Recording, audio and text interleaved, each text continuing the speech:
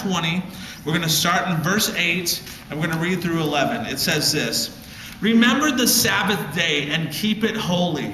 6 days you shall labor and do all your work, but the seventh day is a Sabbath to the Lord your God. And on it you shall not do any work, neither you nor your son or daughter, nor your manservant or maidservant, nor your animals, nor the alien within your gates.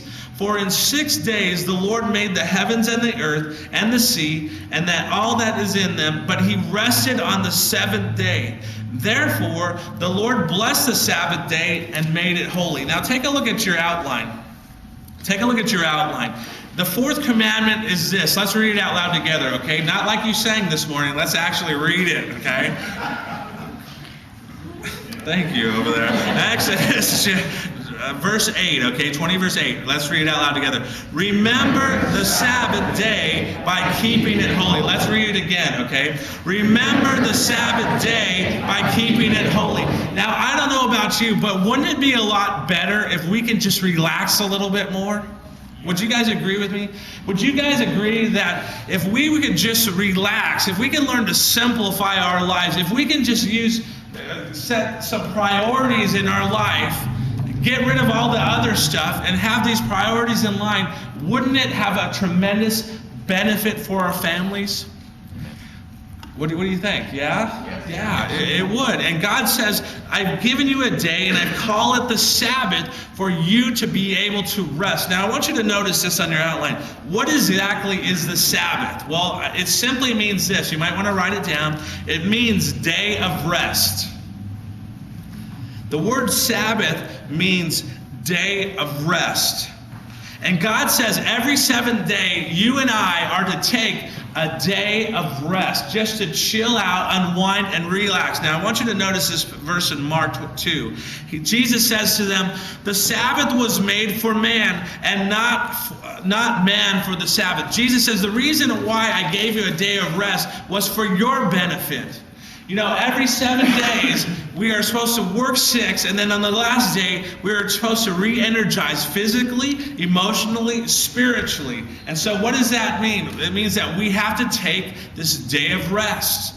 And we're going to kind of look at it a little bit more. Well, when is it? When is this day of rest supposed to take place? Is it Saturday, Sunday? Is it Friday? Well, here it is. Write it down. Once a week.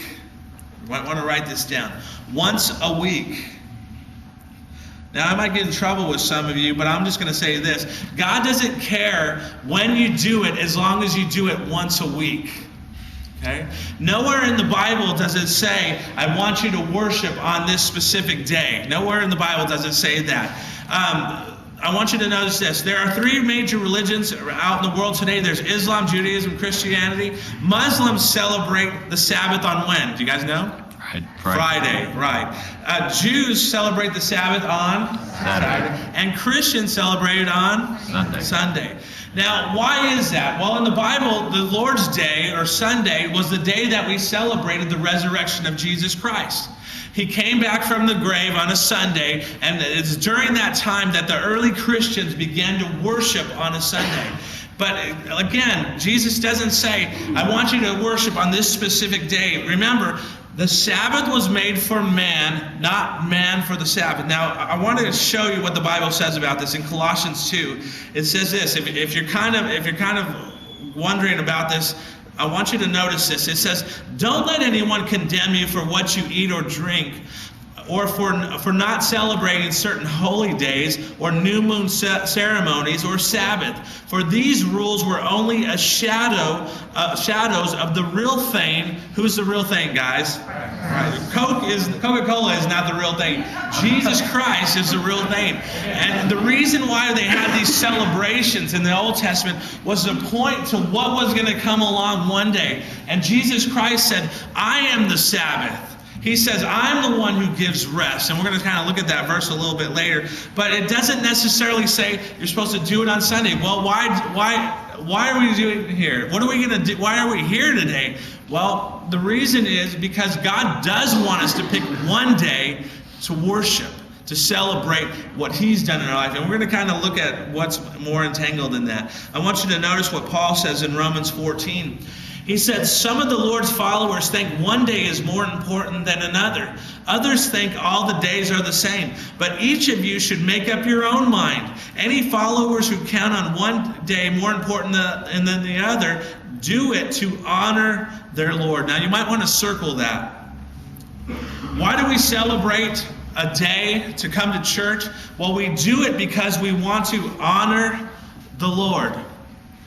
And God says every 6 days you work, every 7th day you take a day off. Now take a look at this next verse. Okay, there it is. It's from Revelation, the Lord's Day. John is writing the book of Revelation on the Lord's Day. He has this vision, and it's Sunday, okay? So that's where we're at with that. Well, what do we do on our Sabbath? What do we do with that? It's a day off, sure. We're supposed to rest, sure. But I want you to notice this. It says this, what are we supposed to do? The Bible says not only are we supposed to take it, but we're supposed to make it holy.